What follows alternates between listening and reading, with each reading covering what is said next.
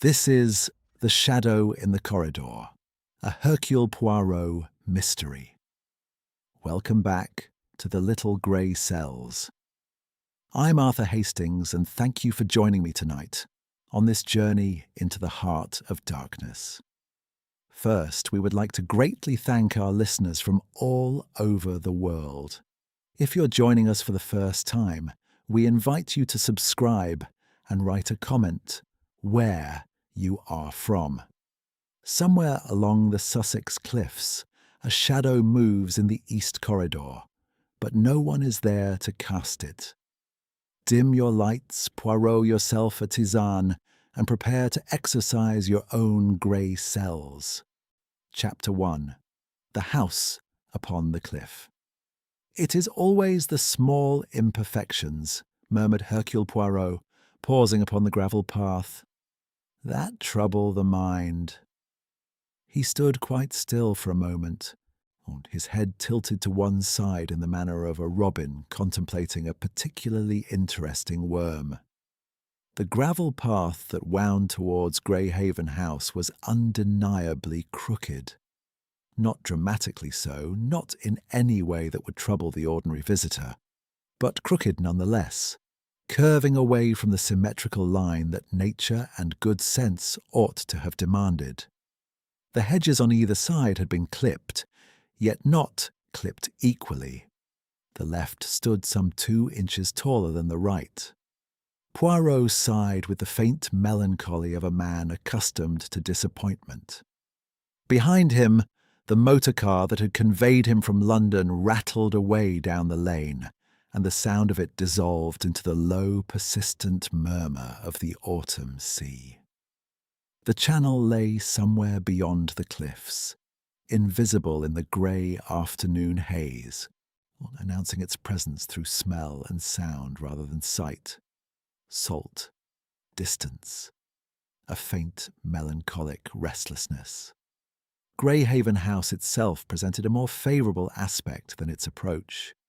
It was a long, narrow Edwardian structure set close to the cliff edge, its pale stonework darkened here and there by years of Channel weather. Tall windows ran along the facade, 8 of them on the upper story alone, and these rattled even now in the ceaseless coastal wind. There was something almost spine-like about the building. 2 long residential wings stretched from the central body of the house in parallel lines, as though the architect had been determined upon symmetry and had achieved instead a peculiar sense of elongation. The effect was elegant, certainly. It was also, Poirot thought, faintly oppressive, as though the house were accustomed to keeping things in their place. He adjusted his pearl grey gloves, satisfied himself that his moustaches were immaculate, and proceeded up the path. Lady Margaret Ashcombe received him in the drawing-room with the composed graciousness of a woman who has long since learned that composure is its own form of armour. She was perhaps 65, upright in her bearing, with silver hair arranged in the manner of an earlier generation, and pale, intelligent eyes that assessed a visitor with the discreet speed of long practice. Her gown was of dark blue wool, unornamented save for a single brooch at the collar, a cameo, old-fashioned and obviously beloved. She held out her hand with warmth. "Monsieur Poirot, how very good of you to come. I trust the journey was not too disagreeable." "Madame, it was entirely agreeable," said Poirot with perfect sincerity. "Though I confess the gravel of your approach occasions me a small distress." Lady Margaret blinked. "The gravel?" "It curves, madame, to the left." He smiled with great charm. "But we shall not speak of it further. A man on holiday must not permit himself such anxieties."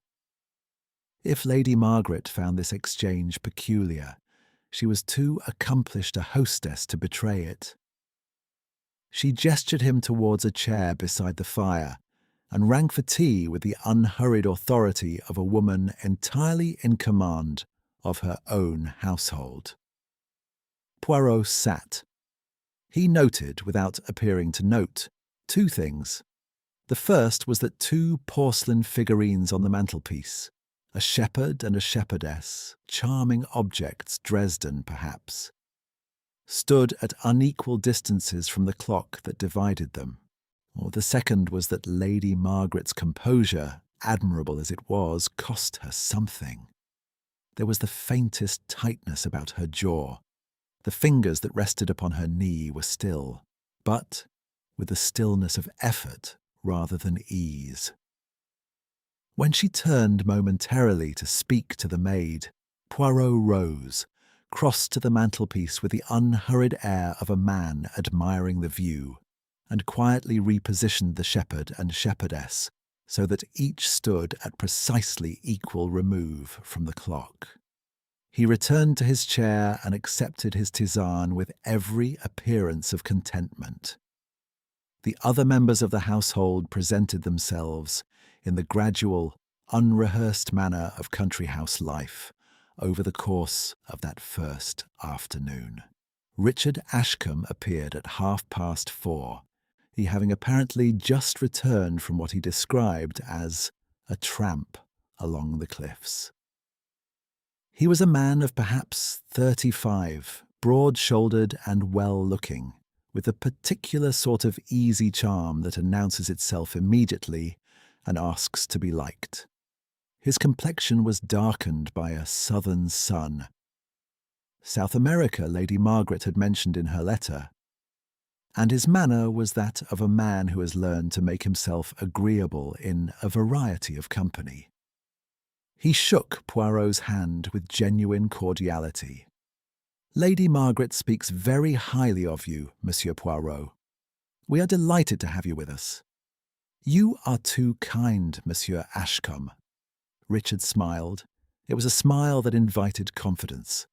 Poirot, who had encountered a great many such smiles in the course of his career, smiled back with equal warmth and reserved his conclusions. Clara Davenant he encountered in the library, where she sat at a writing table surrounded by household correspondence. She was younger than he had expected, barely 30, he judged, with a quiet, precise manner, and brown hair drawn back simply from a face that was pleasant, without being remarkable. She rose at once upon his entrance unhurriedly, and greeted him with a self-possessed courtesy that suggested she was accustomed to occupying a position neither quite that of a family member nor quite that of a servant, and had made her peace with the distinction long ago. "Lady Margaret relies upon you a great deal, I think," said Poirot pleasantly. Clara smiled. "I do my best to be useful, Monsieur Poirot." She paused, a fractional pause, then added, "Greyhaven House requires considerable managing."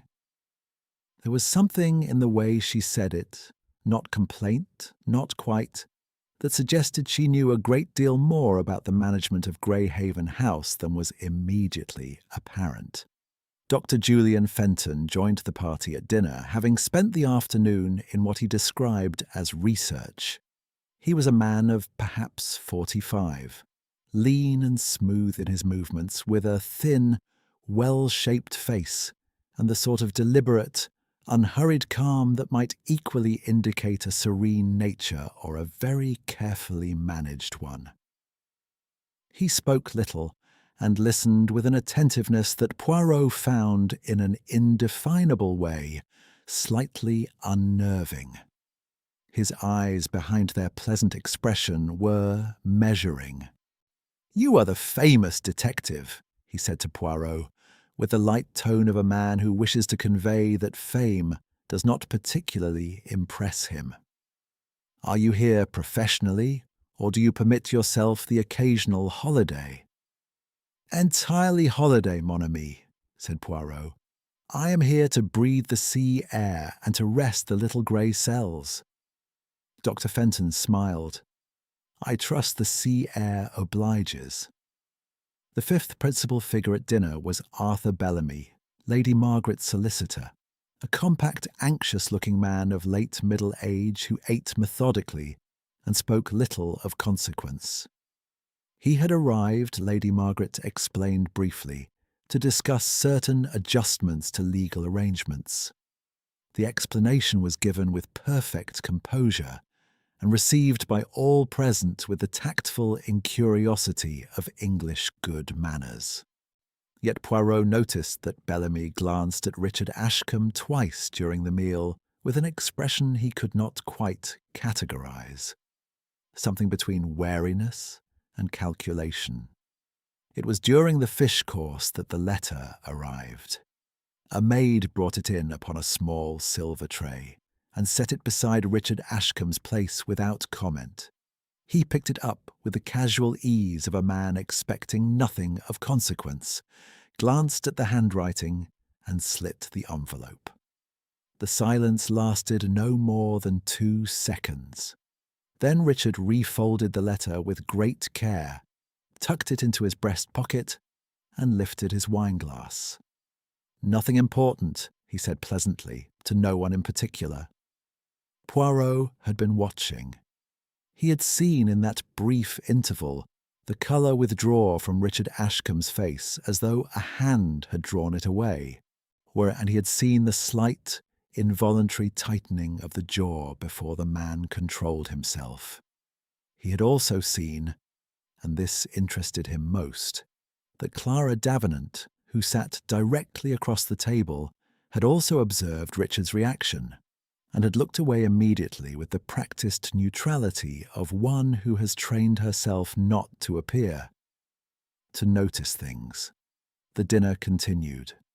The conversation moved to local matters. The state of the coastal path, a proposed extension to the village church, the weather prospects for the week. Richard contributed easily to each topic. He was, without question, an accomplished man in company. Poirot ate his dinner and said very little, and thought a great deal. It was later that evening, as Poirot stood for a moment in the entrance hall before retiring, that Emily Shaw, the young maid who attended the upper corridor, paused in her work to answer a question from the housekeeper. "Yes, I did see something," Emily said, in the uncertain manner of one who wishes she had not. "In the east corridor, after midnight last Thursday." She was a slight, sandy-haired girl of perhaps 20, honest of face, and visibly apprehensive. The housekeeper, who was not inclined to take superstition seriously, made a brisk, dismissive sound. "Someone moving," Emily insisted. "Or not exactly moving. A shadow, sort of. Along the wall under the lamps. I didn't want to look too long." The housekeeper told her firmly not to be fanciful and sent her on her way. Emily went, casting a single backwards glance at the corridor, as though not entirely satisfied that the subject was closed. Poirot, who had heard every word from the entrance hall without being observed, stood quite still for a moment. Then he moved to the foot of the staircase and looked down the length of the east corridor. It was, as the outline of the house had suggested, an unusually long hallway, its walls lined with portraits of Ashcombe's past and present. Along its length, tall floor lamps stood at intervals, their shades of amber and bronze casting pools of warm light upon the carpet, with stretches of deeper shadow between each pool. At this hour the effect was striking, a tunnel of alternating gold and darkness receding into the distance. Poirot studied it for a long moment, his head tilted, his expression thoughtful. "A shadow, mademoiselle," he murmured softly to himself, since Emily was long gone. "That is interesting, for shadows require someone to cast them." He adjusted the angle of his cuffs, turned, and went upstairs to bed. He did not, however, sleep immediately. Chapter 2. The Weight of Morning. The sea fog arrived some time before dawn. Poirot became aware of it gradually, as one becomes aware of silence, not as a single event, but as an accumulation of small absences. The distant sound of the water, which had been a constant low accompaniment to his wakefulness, retreated and was swallowed. The narrow strip of grey light beneath his curtains lost whatever faint definition it had possessed. By the time he rose, dressed, and descended to the ground floor at 7:30, Greyhaven House stood, wrapped in a quiet, colourless hush, the windows showing nothing beyond their own reflections. He found the dining room empty and the breakfast things not yet fully laid. This suited him. He poured himself a cup of the black coffee that he had, after some gentle but firm negotiation with the cook on the previous evening, arranged to have waiting for him each morning in a small pot beside the sideboard. He carried it to the window and stood looking out at the fog. The garden dissolved at a distance of perhaps 20 yards. Beyond that, nothing. Only the faint, colourless void, and somewhere within it, invisible and patient, the cliff edge. Poirot sipped his coffee and considered the household he had entered. There were, he reflected, two kinds of tension. The first was the tension of people who disliked one another. The second was rather more interesting. The tension of people who were engaged in a common concealment. The atmosphere at Greyhaven House belonged, he thought, to the second variety. The politeness at dinner had been too uniform, too carefully distributed, as though each person present had independently decided, for their own separate reasons, to be agreeable. That was not, in Poirot's experience, a natural condition. He set down his coffee cup with precision upon its saucer and turned from the window as the door opened and Clara Davenant entered, already dressed and carrying a small leather folder of correspondence under her arm. She checked very slightly upon seeing him, then composed herself and wished him good morning with perfect equanimity. "You are an early riser, Mademoiselle Davenant," said Poirot pleasantly. "There is always work to be done," she said. "Lady Margaret's affairs require constant attention." She moved to the sideboard and poured herself tea without elaboration, as one who performs the same act at the same hour each day without particular thought. "You have been with Lady Margaret long?" Poirot enquired. 4 years. She turned, cup in hand. "She's been very kind to me." It was said simply, without sentiment, which made it rather more convincing than a warmer declaration would have been. Poirot studied her for a moment. The straight back, the composed face, the leather folder held with the unconscious firmness of one who is used to being useful. "And Monsieur Ashcombe," he said lightly. "He has been at Greyhaven long also?" Something shifted in Clara Davenant's expression briefly, before it was replaced by the same pleasant neutrality. "Richard arrived some 3 weeks ago, after an absence of nearly 2 years. "Ah," said Poirot. "South America, I understand." "So he says," said Clara, and lifted her teacup. The two words were perfectly colourless. Poirot found them extremely informative. The fog had thinned to a pale gauze by mid-morning, and the household had assembled itself into the usual rhythms of a country house in autumn. Lady Margaret conferred with her housekeeper. Bellamy the solicitor shut himself in the small study at the end of the ground-floor passage, with a briefcase full of documents and an expression of concentrated anxiety. Dr. Fenton walked in the garden at a measured pace, hands clasped behind his back, Apparently absorbed in thought, Richard Ashcombe played billiards by himself in the billiard room, badly and without apparent enjoyment. And Poirot paid a visit to the billiard room. He did not play billiards. He sat in the leather armchair beside the window and watched Richard Ashcombe miss a fairly simple shot, and remarked upon the quality of the cue, and commented upon the view of the garden from that particular window, and in general made himself the sort of comfortable, undemanding company that encourages other people to fill silences with their own words. Richard, for his part, was not a man who tolerated silence well. Within 20 minutes he had told Poirot that the estate was looking rather run down, that his aunt had refused to modernize the tenancies, that the legal situation was complicated, and that he himself had several irons in the fire as regarded his own financial position. He said this last with the breezy confidence of a man who is not, in fact, a confidant at all. "You have been abroad a considerable time," said Poirot. "It must be pleasant to return."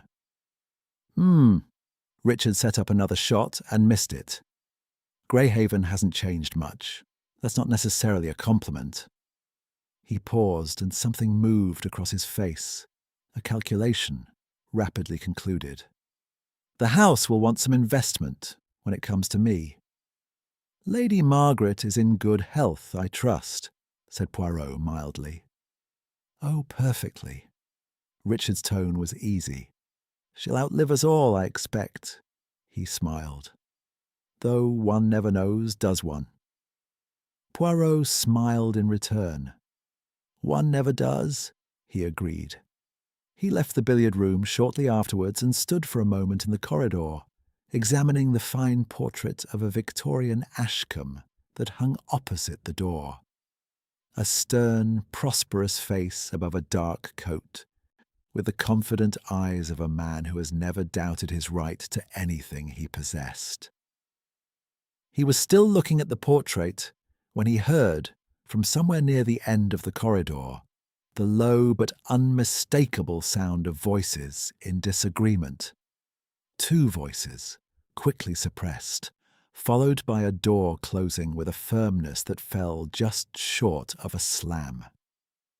He walked at a thoughtful pace in the direction from which the sound had come. The corridor turned and gave onto the small anteroom beside the library. It was empty.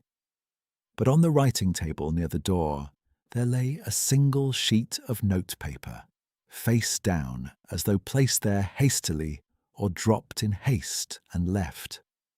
Poirot did not touch it. He regarded it for a moment with his head tilted and his hands clasped behind his back. Then he walked on. Luncheon was a quiet meal. Lady Margaret was gracious, Bellamy abstracted, Dr. Fenton precise and polite. Richard Ashcombe was particularly charming, which Poirot had begun to recognize as a sign that he was uncomfortable. Clara served Lady Margaret's needs with her habitual quiet efficiency, and said almost nothing. It was Emily Shaw who introduced the disquiet into the afternoon. She appeared at the drawing-room door at 2:30, clearly having made several attempts to arrive at the decision to do so, and asked in a small voice whether she might have a word with Lady Margaret. Lady Margaret, who was reading, looked up with the mild surprise of one not accustomed to being sought out by the younger staff in such a manner, and said that she might. Poirot, who had been examining a small watercolour near the window with every appearance of complete absorption, I did not move. Emily's word turned out to concern the previous night. She had been, she explained, in the east corridor after midnight. She occasionally sat up late in the linen room at the far end, a habit her employer had tacitly permitted. And she had seen again the shadow. moving along the wall beneath the lamps, slow and long, in a manner she could not account for because the corridor had been entirely empty when she had dared to look directly down it. Lady Margaret listened with admirable patience and told Emily gently that the coastal fog played tricks with lamplight, that old houses produced unexpected effects, and that she ought not to sit up past midnight in any case. Emily accepted this with the resigned expression of one who had expected to be disbelieved, and retreated. Poirot turned from the watercolour. "A most interesting house, madame," he said pleasantly. "The architecture of the east corridor in particular. The spacing of the lamps is quite unusual." Lady Margaret looked at him. Her pale eyes, he noticed, were shrewd. "You heard that?" "I have always found it useful," said Poirot with great gentleness, "not to be entirely unobservant on holiday." He tilted his head. "The shadow the maid describes, has she spoken of it before?" "Once." Lady Margaret's voice was carefully controlled. "Last week." She set down her book.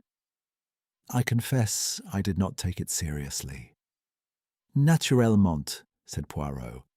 "It is very easy not to take seriously the things one would prefer not to consider." Lady Margaret regarded him steadily for a long moment. "Are you suggesting," she said at last, "that something is wrong at Greyhaven House? Monsieur Poirot?" Poirot picked up his hat from the side table and turned it once in his hands, examining the brim with the faint, precise attention he gave to objects that interested him. "I am suggesting, madame," he said, "that a shadow requires someone to cast it, and that whoever stands in this house after midnight, casting shadows and reading letters by lamplight, does so for a reason that is not, perhaps, entirely innocent." He set the hat down again. "I suggest we both attend carefully to what the next day or two may bring." He left her then, sitting very still in her chair, the unread book open upon her knee, and the fog-dimmed afternoon pressing grey against the tall windows. Chapter 3. The Little Witness Who Does Not Know He Speaks. The body was discovered at 20 minutes past 7 in the morning. It was George, Lady Margaret's elderly butler, who found it, or rather, who found the study door locked from within and, receiving no answer to a repeated knock, had the presence of mind to summon the housekeeper before doing anything further. The housekeeper tried the door herself, called out twice, and then went directly to Lady Margaret. Lady Margaret sent for Dr. Fenton. Dr. Fenton, after some minutes with a penknife and a credit of practical experience, managed the lock, and the door swung open upon a scene of absolute stillness.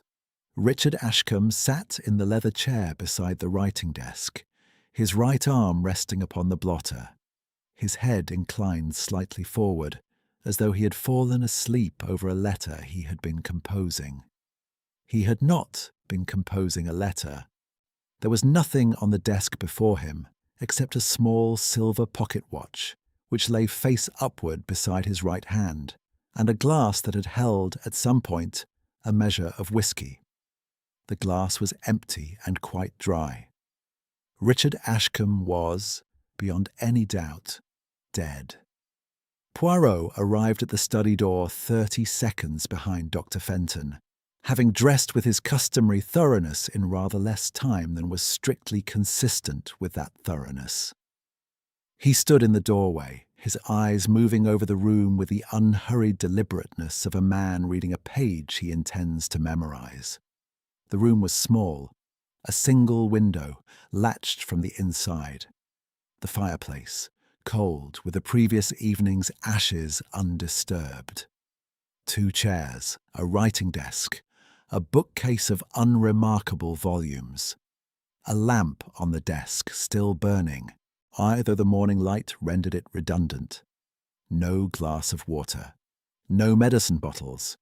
Nothing upon the mantelpiece, nothing on the floor. Nothing, that is, except the pocket watch. Dr. Fenton straightened from his examination, his face composed and clinical. He has been dead some hours. I would estimate death occurred somewhere between midnight and 2 in the morning. I cannot be more precise without a proper examination.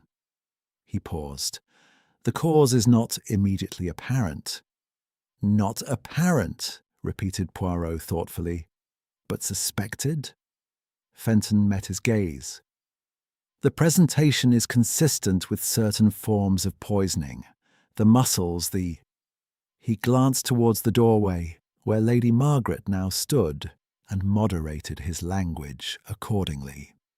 I should not wish to speculate until I have made a thorough examination. Quite right, said Poirot. He did not move from the doorway.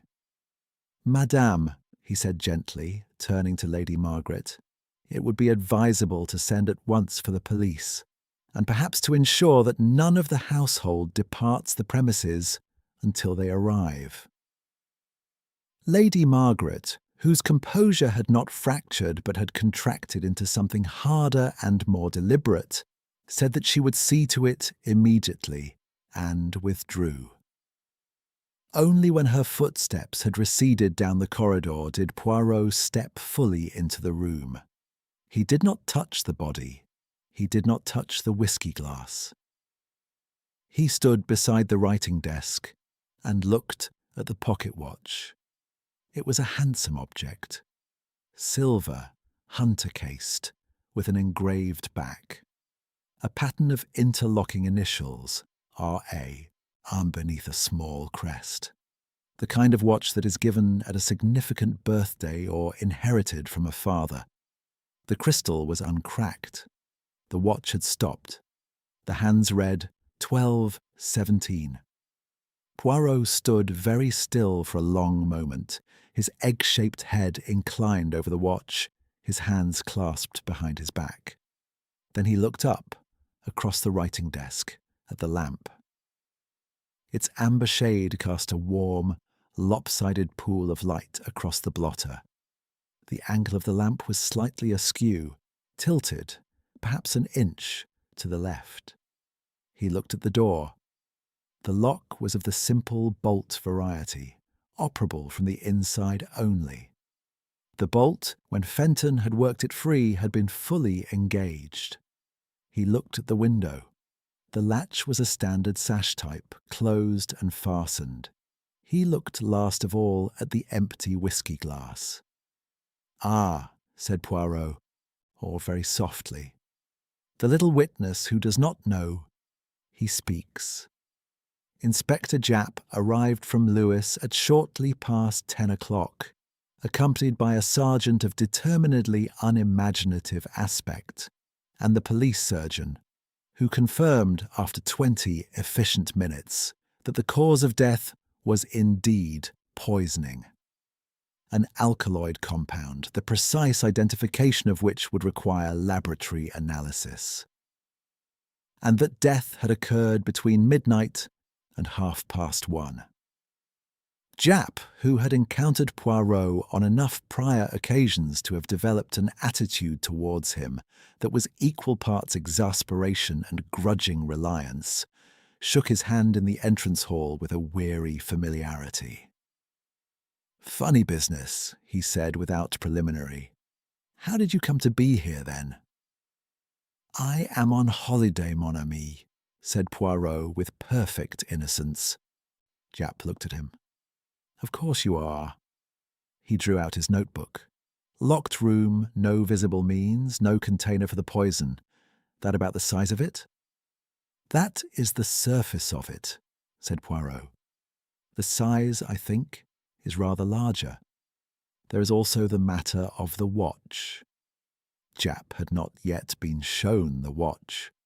Poirot explained its stopped hands, 12:17, and the discrepancy with Emily Shaw's account of the household clock striking midnight some minutes before she saw the shadow in the corridor. "So either the watch is wrong," said Japp, "or it stopped before midnight, which means our time of death is earlier than the surgeon thinks."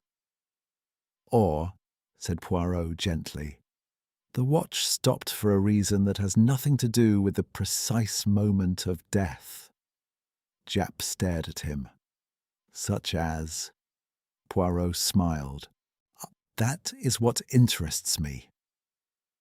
The interviews began after luncheon, conducted by Japp in the morning room with the sergeant in attendance. Poirot sat to one side in an attitude of such thorough self-effacement that most of the household, within a few minutes, appeared to forget he was there. Bellamy the solicitor gave a precise and anxious account of his movements. He had retired at 10:30. He had heard nothing. He cleared his throat, in a position to say that the matter of the estate was under active review, but he could not discuss the specifics. His discomfort when pressed on this point was evident, and, in Poirot's assessment, entirely genuine. Clara Davenant was composed and factual. She had retired at 11. She had not visited the East Corridor after that hour. She had been unwell for several days, as she mentioned, a slight cold, and had taken a preparation recommended by Dr. Fenton, which had caused her to sleep rather more heavily than usual. She offered this information without apparent significance, and in precisely the tone of someone who has decided it is wiser to mention it than to leave it to be discovered. Poirot looked at her over his steepled fingers and thought that she was either telling the truth or was a very accomplished woman indeed. Dr. Fenton, when his turn came, gave his account with the measured clarity of one accustomed to presenting information to coroners. He had retired at 10:30. He had read until midnight. He had heard footsteps in the corridor outside his room at some point after that. He could not be precise as to the time, but had thought nothing of it, and as the house was old and the boards inclined to speak without encouragement, he had not opened his door. "Whose footsteps, in your opinion?" asked Japp. "I am a physician, Inspector, not a clairvoyant," said Fenton pleasantly. "They were footsteps. That is the extent of what I can say." Poirot noted that Fenton, throughout the interview, did not once look in his direction. It was Emily Shaw who provided the detail that altered the shape of everything. She was frightened, and the fright had loosened her memory rather than contracted it, as fright sometimes will in honest people. She sat very upright in the chair before Japp, and recounted what she had seen with the scrupulous care of someone determined not to be disbelieved a second time. The shadow had been at 12:15. Now she was certain of the time because she had looked at the linen room clock, which she wound herself each Sunday and trusted. The shadow had moved along the wall of the east corridor in the direction of the study, slow, elongated, irregular, and had then simply ceased, as though whatever cast it had stepped back or aside. "And you saw no person?" said Japp. "No, sir. The corridor was empty." "And the study door, was it open or closed?" Emily hesitated. "Partway open, sir. When I looked, then it was closed." Japp wrote this down. Poirot, in his corner, became very still. A door partly open at 12:15. The body, according to the surgeon, dead between midnight and 1:30. The watch stopped at 12:17. He rose quietly, excused himself to no one in particular, and walked alone down the east corridor to the door of the study. He stood in the doorway and looked back down the length of the passage, at the lamps with their amber shades, at the long carpet, at the intervals of light and shadow. He stood there for quite some time. Then, with the expression of a man who has just heard a clock begin to chime and is counting the strokes, he turned and walked back towards the drawing room. "This interests me," he said aloud to the empty corridor. It was the first time he had said it. He did not expect it to be the last. Chapter 4. The Irrelevance of Relevant Things. Inspector Japp was a man who believed in facts. He collected them with the methodical appetite of a stamp enthusiast, arranged them in orderly sequence, and derived from their arrangement a picture of the world that was in his experience, broadly reliable. He did not distrust intuition exactly. He simply found it untidy. It was this commitment to tidiness that made his partnership with Poirot, over the years, so productive and so intermittently maddening for both parties.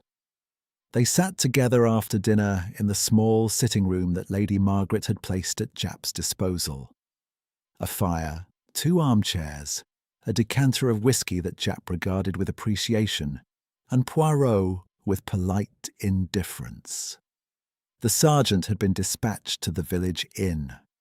The house had settled into the particular quiet of a place in which something terrible has happened, and the inhabitants have not yet decided how to behave. Japp spread his notes upon the side table. "Right. Poison administered sometime between midnight and 1:30. No container found in the room or anywhere in the house that the sergeants turned up so far. Locked from inside, window latched. The watch stopped at 12:17. He looked up. "Your thoughts, Poirot?" "My thoughts," said Poirot, "concern the lamps." Japp waited. "The lamps in the east corridor. Who chose them?"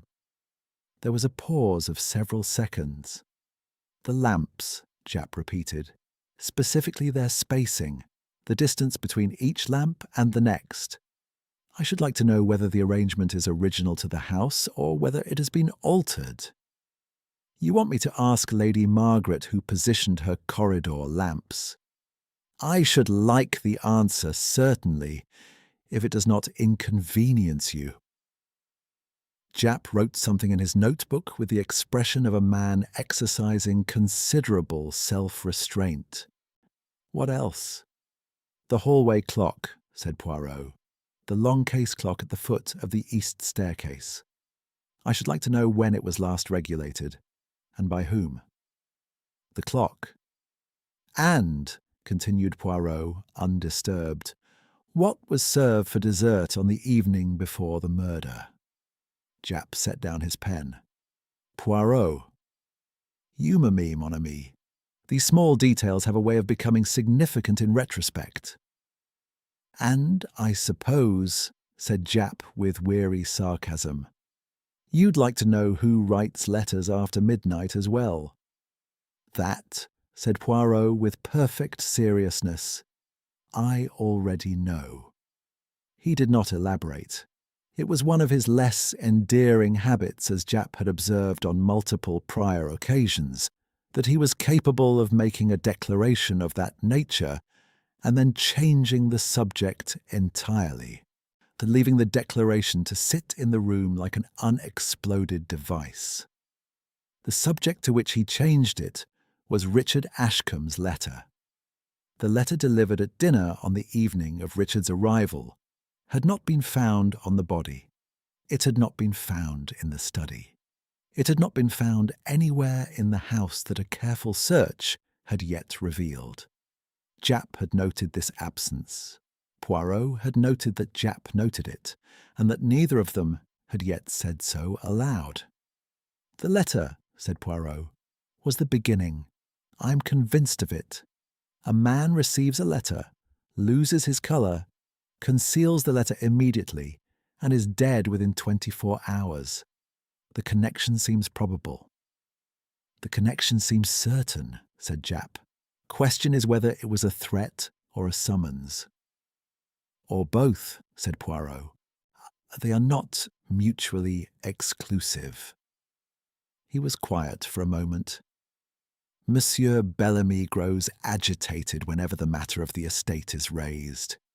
He has been here 3 days and shows no sign of departing. Legal adjustments, Lady Margaret says, with the careful vagueness of a woman who has decided that vagueness is her present friend. I pressed him on that this afternoon, said Japp. He cited professional privilege and went rather pink. Professional privilege is an admirable institution, said Poirot.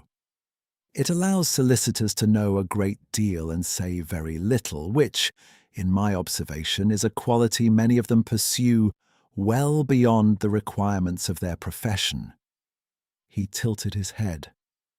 I think we may assume, without committing any great injustice, that Richard Ashcombe's financial difficulties were known to Bellamy, and that they bore directly upon whatever legal matter brought him to Greyhaven House.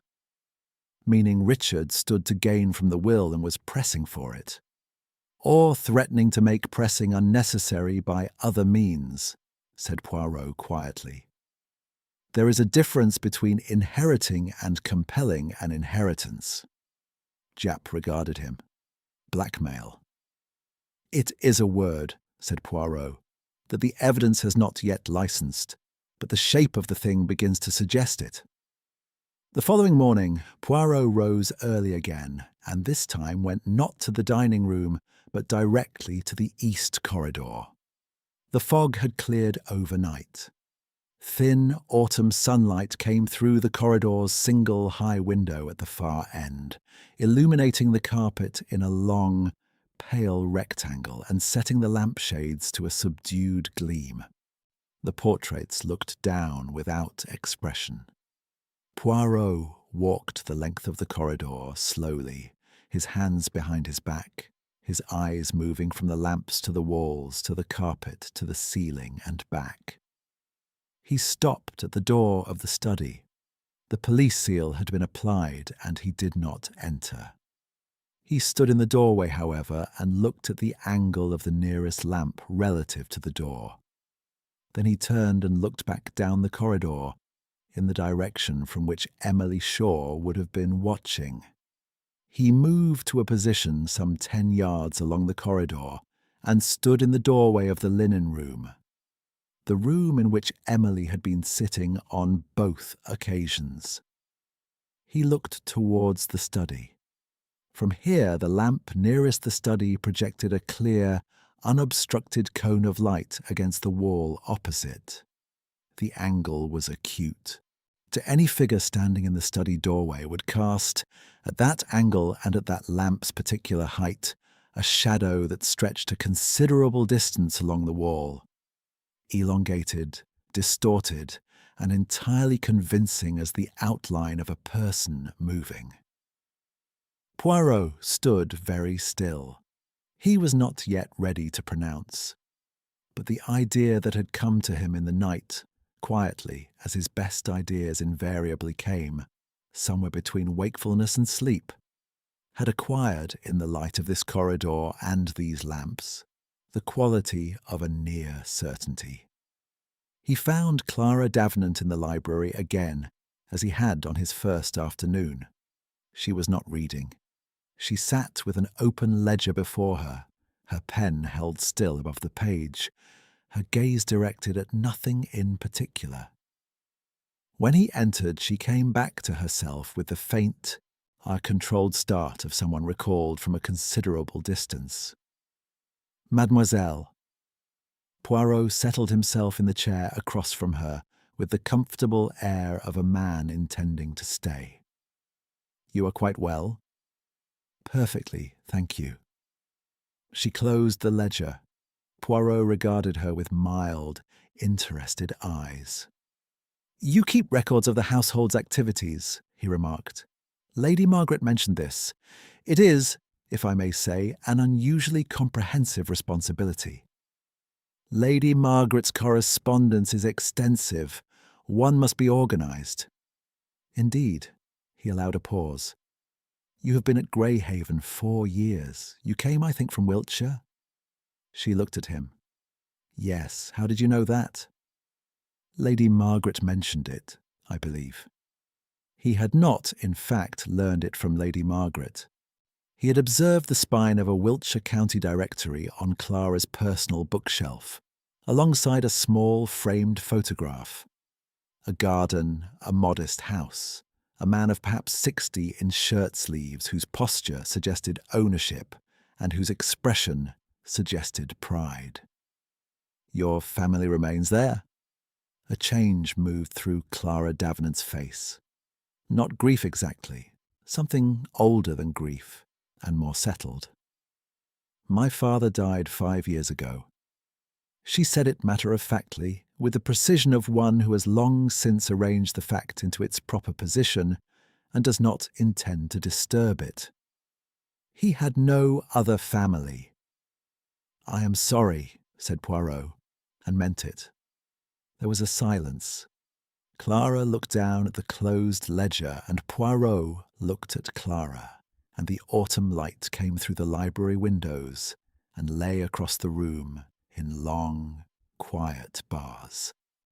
Monsieur Poirot," she said at last, without looking up, "do you always ask questions that appear to be about one thing and are, in fact, about another?"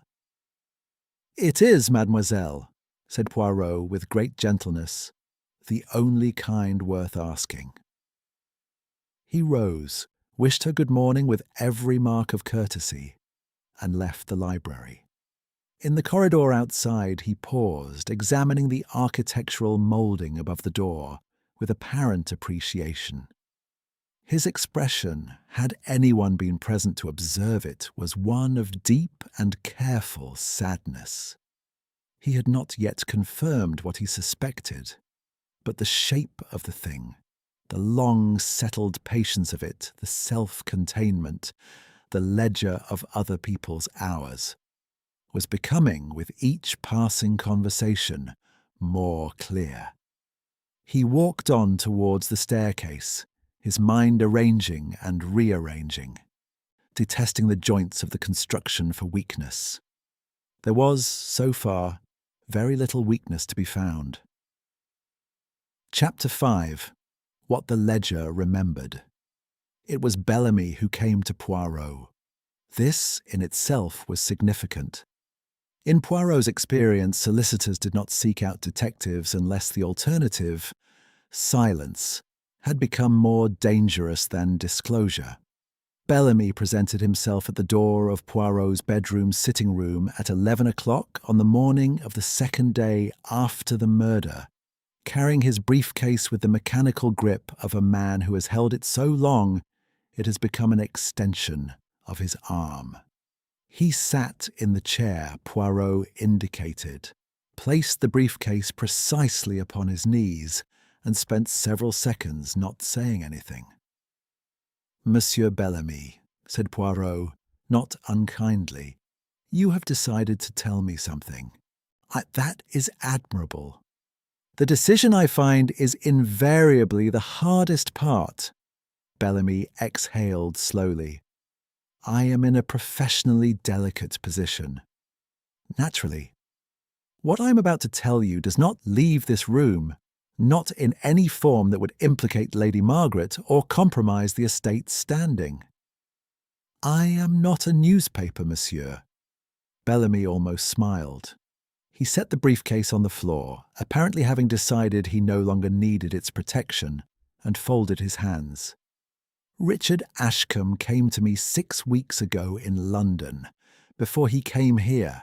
He had been back in England barely a fortnight, and he had already—" Bellamy paused, choosing words with the fastidious care of his profession. He had already made certain inquiries into the estate, into Lady Margaret's financial position, and into matters considerably more personal. "He had discovered something," said Poirot. "He had discovered a great deal." Bellamy's voice carried the precise, suppressed disgust of a man of order, confronting the evidence of deliberate manipulation. "Lady Margaret, some 30 years ago, made a decision regarding certain investments that were managed by her late husband. The investments were not, as they were represented to her, entirely legitimate. She was not aware of this. She signed documents in good faith. When the arrangement collapsed, a number of smaller investors suffered considerably. He stopped. One family in particular was ruined. The room was very quiet. Outside, a gull called once distantly over the cliff. "The family name," said Poirot, in a tone that was not quite a question.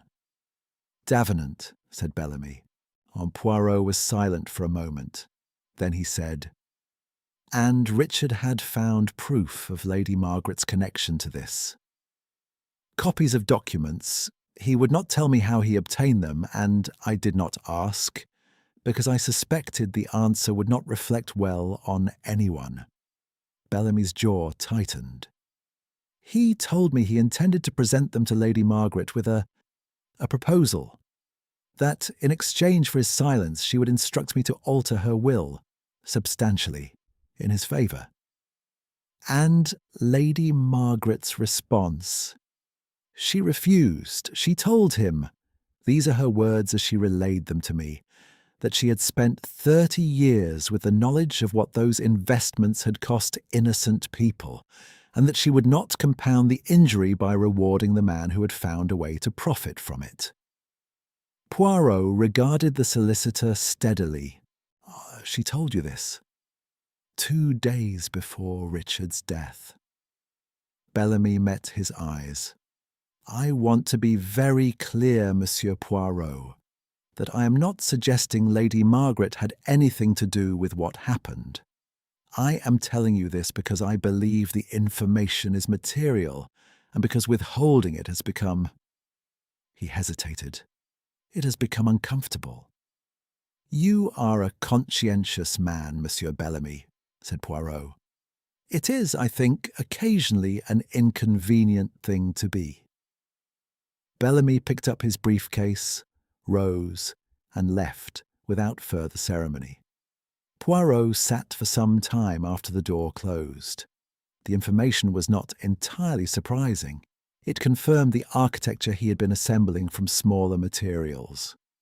A detail here, a silence there, the photograph of a man in shirt sleeves in a Wiltshire garden.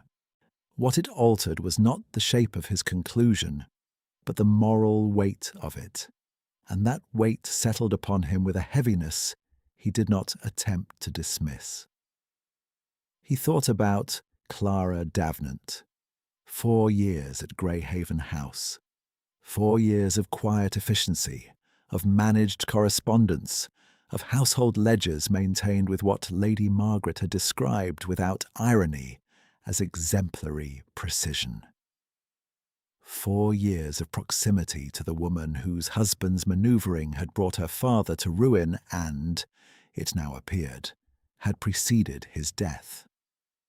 The word suicide had not been spoken. Poirot suspected it did not need to be. He thought about patience, the particular, cold, deliberate patience of a person who has decided upon a course of action and is prepared to wait for the correct conditions, with the unhurried certainty of someone who has already, in every way that matters, made their peace with the outcome. Then he rose, put on his coat, and went to find Dr. Fenton. He located him in the garden which had, in the last 2 days, acquired something of the aspect of a stage set between performances. The props still in place, the atmosphere expectant, no actors yet willing to commit to their positions. Fenton was seated on the stone bench beside the dormant rosebed, a notebook open on his knee, though he did not appear to be writing in it. "You are working," said Poirot, settling beside him with the serene confidence of a man not prepared to be discouraged. "Attempting to," said Fenton. He glanced at Poirot with the cool, assessing look that Poirot had come to recognize as his habitual mode of engagement. "I find concentration somewhat elusive at present." "That is understandable." Poirot looked at the rosebed. The bushes had been cut back for winter, their canes tied neatly to their frames. "You recommended a preparation to Mademoiselle d'Avenant," he said pleasantly. "For her cold." A brief pause. "I did. She mentioned she was sleeping badly. I suggested a mild sedative compound, entirely standard, nothing requiring prescription." He met Poirot's gaze. "I hope there is no implication in the question." "There is no implication in any of my questions, Doctor. That is rather the point of them." Poirot tilted his head. "You are writing a book on sleep disorders. It is a specialized subject. You have, presumably, a thorough knowledge of compounds that affect sleep and their interactions with other substances." "I do," said Fenton steadily, "as would any physician with my background. If you are leading somewhere, Monsieur Poirot, I should prefer you led there directly."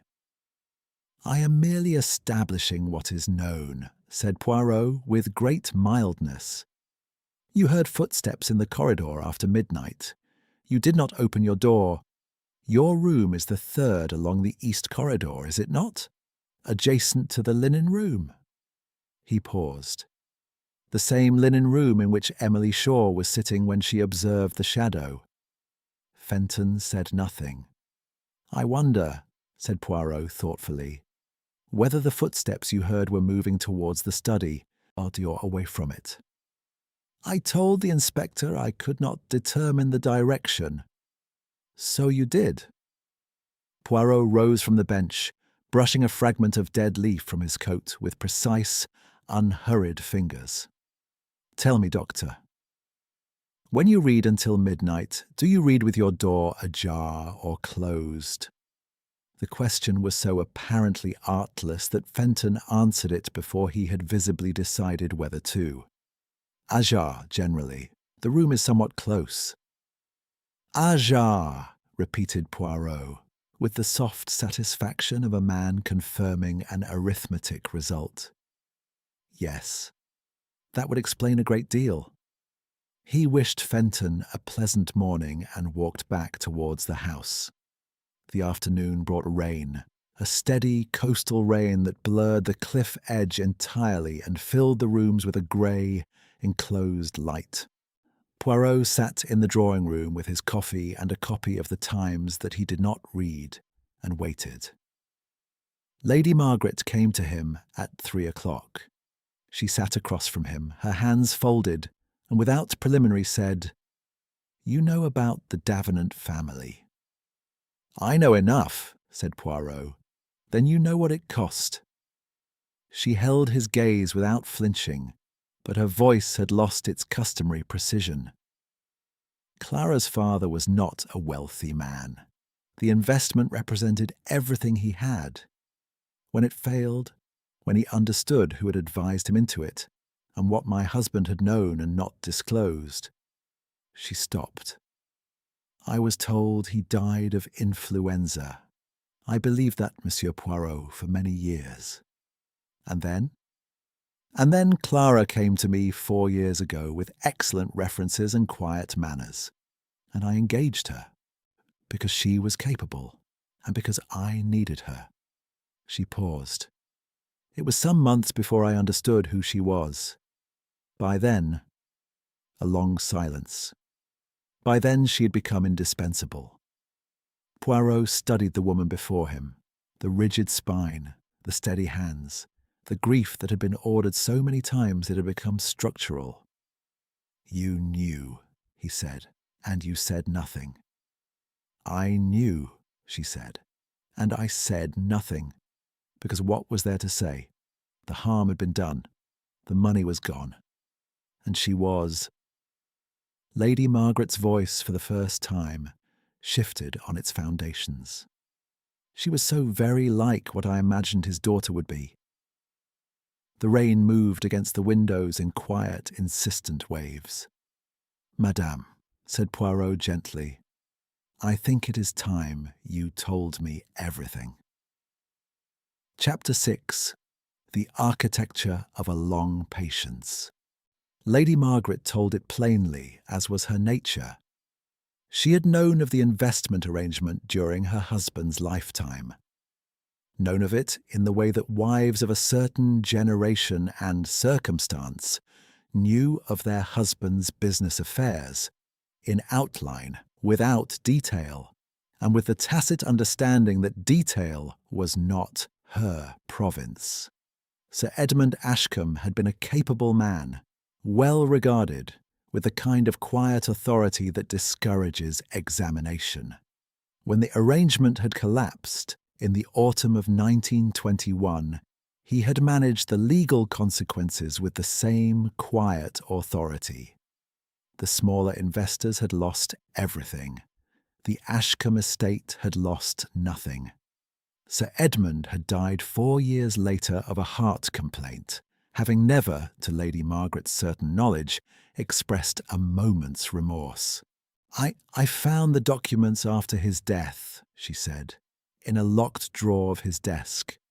He had kept everything, correspondence, agreements, the records of what he had known and when he had known it. She looked at her hands. He had known from the beginning that the arrangement was built upon false representations. He had continued regardless. "And you kept the documents," said Poirot. "I kept them because I did not know what else to do with them." She said it without self-excuse. "I was not prepared at 63 to destroy my husband's reputation, and with it the name that my children and grandchildren carry. I was not prepared to offer them up to lawyers and newspapers. But I kept the documents, and I knew what they contained, and that knowledge has been—" She paused, searching for the precise word with the same care she gave to everything. "A considerable companion." Poirot was quiet for a moment. The rain continued its patient work against the windows. "Clara Davenant came to you," he said. "She came with excellent references from a household in Bath. Her name meant nothing to me at first. Davenant is not uncommon. It was several months before I made the connection. She mentioned her father in passing during a conversation about Wiltshire. The name of the town." Lady Margaret's voice was entirely steady. "I went to the documents that same evening." "You confirmed that her father was among those who had invested." "I confirmed that he had invested his entire savings upon Sir Edmund's recommendation, that he had lost everything, and that Edmund had written, privately, once to a colleague 2 weeks before the collapse to say the arrangement would fail, and he intended to remove his own funds quietly. He said nothing to Thomas Davenant." She stopped. "Nothing." Poirot looked at her with an expression that held both gravity and a careful compassion. "And yet you kept Clara in your employment." "I increased her salary," said Lady Margaret, with a dry precision that was perhaps the closest she came to acknowledging the inadequacy of the gesture. "I gave her full authority over the household accounts. I treated her in every practical way I could manage without explanation, as though she had a claim upon me, because she did." "Did she know that you knew?" A long pause. "I believe she suspected. We have never spoken of it directly. It is—" Lady Margaret chose the words with evident care. "An arrangement sustained by mutual silence." Poirot rose and moved to the window. The garden had dissolved entirely into rain and grey light. He stood with his back to Lady Margaret, looking at nothing. "Richard," he said, "how did he obtain the documents?" "He found them. He was staying here 2 years ago briefly, before he went to South America. I was unwell for several days, a chest complaint, and he had the run of the house. My bedroom sitting room was not locked." Her voice remained even. "The drawer in which I kept the documents was locked, but Richard was always a resourceful boy."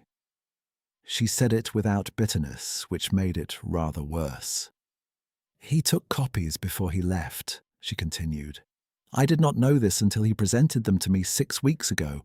I threw Bellamy as the basis of his proposal." She folded her hands once more with the definitive precision of a woman closing a ledger. "I told him I would not be compelled. He told me I had until the end of the month." "And Clara," said Poirot, turning from the window. "Did she know that Richard had found the documents?" "I did not tell her." Lady Margaret met his eyes. I was attempting to manage the situation myself. I told no one except Bellamy." "Yet Richard was not, one imagines, a man of notable discretion." Lady Margaret was silent for a moment.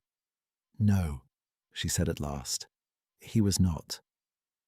Poirot found Japp in the morning room at 4:30 and relayed the substance of what Lady Margaret had told him, omitting nothing except certain of her exact formulations, which seemed to him to belong to her alone. Japp listened without interruption, which was, in Poirot's experience, a sign that the information was arranging itself usefully against what Japp already possessed. "So Clara Davenant had motive," said Japp when he had finished, "and 4 years to plan it.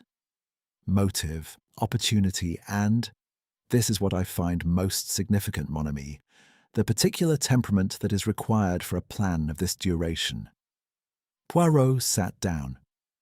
"It is not every person who is capable of waiting 4 years, of living, day after day, in the same house as the woman connected to their father's ruin, with perfect composure, performing every duty with absolute reliability until the correct moment presents itself." "Or until the correct moment is created," said Japp. "Precisely." Poirot tilted his head. "Though I should be careful, were I you of reaching for the conclusion before the means are fully established. We know the motive. We do not yet know with the precision that a court would require how the poison was administered and by whom." "The capsule," said Japp. "Fenton mentioned a preparation." "Fenton mentioned a preparation he recommended to Clara Davenant." Poirot raised one finger. "That is not the same as establishing that the preparation was the vehicle. The laboratory has not yet reported on the compound. And there is, additionally, the question of timing. The capsule, if it was a capsule, must have been given to Richard Ashcombe before he retired to the study. Yet Richard and Clara, by all accounts, had no significant conversation that evening." "She managed the household correspondence," said Japp slowly. "She would have had access to his room during the day." "She would have had access to every room in the house," said Poirot. "That is rather the point of her position." He paused. "There is also the whiskey glass. It was dry, entirely dry, when the study was opened in the morning. Richard was known to drink whiskey in the evenings, yet the glass held no residue. It had been washed or was never used. Or someone removed a second glass. Or someone removed a second glass," agreed Poirot. "And that someone had cause to enter a locked room."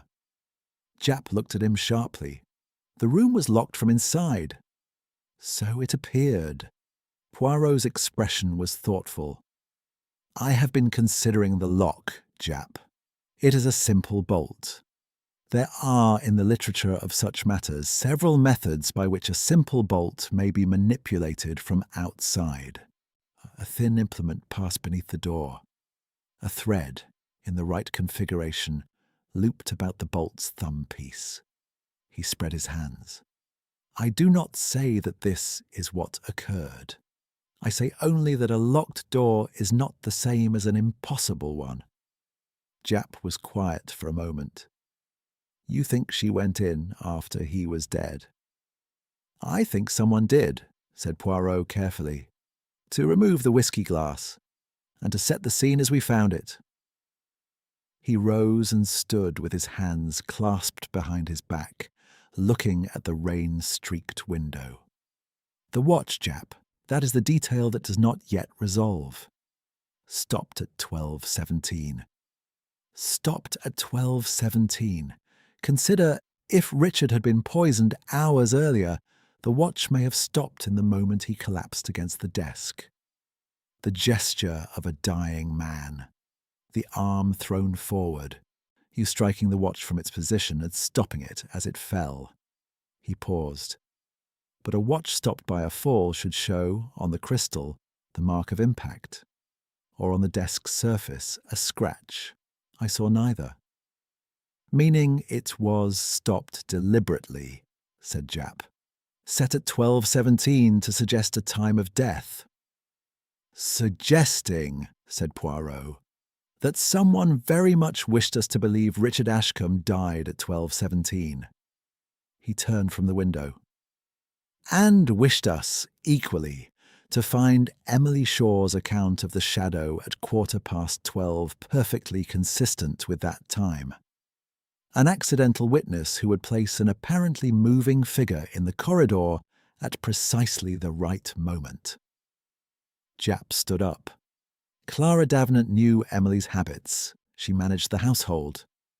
"She knew," said Poirot quietly, "a great many things about a great many people. She has been keeping records for 4 years." He said it without satisfaction. The truth, in his experience, was not always a thing to be satisfied about.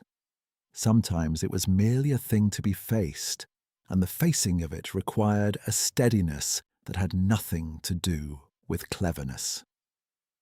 He looked at the closed ledger that sat, as it always did, at Clara Davenant's place upon the library table, visible through the open morning-room door. "Tomorrow," he said, "I shall ask her about the dessert." Jap stared at him. "The dessert?" "You will recall I inquired on that point 2 days ago," said Poirot. "I have not forgotten. It is time, I think, that the answer was provided." He said nothing further, and Jap, he too who had learned over many years that further questions on such points produced nothing useful, did not ask. Chapter 7. The Angle of the Light. The dessert, it emerged, had been a lemon syllabub. Poirot received this information from the cook, Mrs. Pierce, a large and capable woman, who regarded the question with the expression of one who has been asked to account for the tides. She confirmed it was a lemon syllabub, that she had made it herself, that it had been served in individual glass coupes with a wafer biscuit on the side, and that every member of the household at dinner had received an identical portion. She had observed no deviation from this, and she would thank Monsieur Poirot to acknowledge that her kitchen was conducted upon principles of strict equality. Poirot thanked her with great sincerity and went away satisfied. And the syllabub had been served in individual glass coupes. That was the point. In individual glass coupes, not from a communal dish, which meant that any preparation added to a single serving before it reached the table would be undetectable by sight and given the sweetness and acidity of the dish, very possibly by taste as well. He walked to the morning-room window and looked out at the garden where the rain of the previous days had given way to a pale, scrubbed sort of sunshine. The rosebeds gleamed. The lawn was still dark with moisture. The difficulty, he reflected, was not the dessert itself. It was the order of things. The dessert had been served at approximately 8:30 in the evening. The surgeon placed death between midnight and 1:30 in the morning. That was a window of some 3 to 5 hours, which was, for certain alkaloid compounds, consistent with delayed effect. A substance introduced in a small quantity into a palatable dish could remain inert in the system for hours before producing its consequences. He would, he decided, share this hypothesis with Japp this morning. And then, before he did anything further, he would return once more to the East Corridor. The corridor at 9:30 in the morning had an entirely different character to the corridor at midnight. The amber lamplight was extinguished, rendered superfluous by the pale sunshine coming through the high window at the far end. The portraits were merely portraits. The carpet was merely a carpet. Poirot walked its length slowly for the third time with the systematic patience of a man who has learned that places reveal themselves differently on repeated acquaintance. He stopped at the door of the linen room and opened it. It was a small room, functional and orderly, lined on two walls with deep shelving. A wooden chair stood beside the shelving, Emily's habitual seat, he presumed, for the late-night work she was apparently in the habit of conducting. From this chair, the angle of vision down the corridor was clear and unobstructed. He sat in the chair. From this position, the corridor was foreshortened. A long perspective of lampstands and closed doors, receding towards the study. The nearest lamp to the study stood some 12 feet from the study door, on the left-hand side of the corridor. Its shade, he noted for the first time with particular attention, was of a different style to the others, slightly lower, slightly wider, and angled, almost imperceptibly, and inward towards the wall rather than straight down. He rose from the chair and walked to the lamp. The angle of the shade was not accidental, and it was not original. He could see on the lamp's adjustable collar the slight marks of recent handling. The brass was smudged where a cloth had rubbed, and one of the two small screws that fixed the shade's angle had been turned recently. The thread showed bright where the older tarnish had been displaced. Someone had adjusted this lamp, deliberately, carefully, and not long ago. Poirot stood very still. Then he moved to the doorway of the study, still sealed, the police tape undisturbed, and positioned himself precisely within the doorframe. He did not step inside. He simply stood in the doorway and turned to look back down the corridor towards the linen room. The adjusted lamp was now directly to his left, its shade directing its cone of light at an acute angle across the corridor wall. He raised his right arm slowly and watched his own shadow thrown down the wall, elongated to perhaps 3 times his normal height, moving as his arm moved, sweeping along the corridor in a slow, unnatural drift. He lowered his arm. From the linen room at night, at a distance of 25 yards, with the rest of the corridor in its normal state of amber-pooled dimness, that shadow would be entirely convincing. A figure, moving, purposeful. The shadow in the corridor had been cast from the study doorway, not by a person walking, but by a person standing still, making the smallest necessary movement, then stepping back. The corridor had been empty because the person casting the shadow had not needed to enter it at all. Poirot descended the stairs and went directly to find Japp. The lamp was adjusted, he said, without preliminary. Within the last week. The shade was tilted inward to project the shadow at the precise angle required to create the illusion Emily described. Japp looked up from his notes. Adjusted by whom? By whoever required the illusion. Poirot sat. Consider the sequence, Japp. The poison is administered at dinner in the syllabub, introduced into a single coupe before service. Richard retires after the meal, reads perhaps, drinks whiskey, begins after some hours to feel unwell. He does not raise an alarm, possibly because the early symptoms resemble indigestion, and a man with Richard Ashcombe's temperament does not care to appear weak. He goes to the study, a room he has used before, I think, as a private retreat. He bolts the door. He dies. Jap was following carefully. And the killer, meanwhile.